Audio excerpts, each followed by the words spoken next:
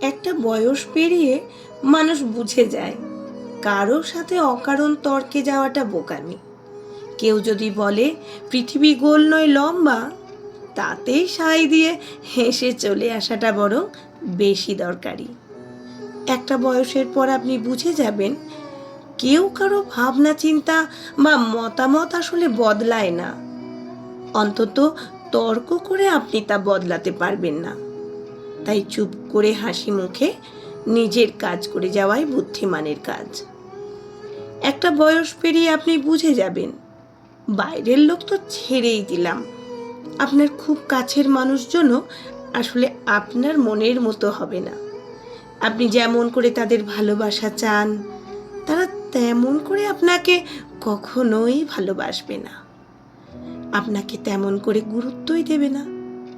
আসলে সব মানুষই নিজের ইচ্ছে, বিবেচনা, ভাবনা ও সিদ্ধান্ত অনুযায়ী চলে, আর এটাই বাস্তব।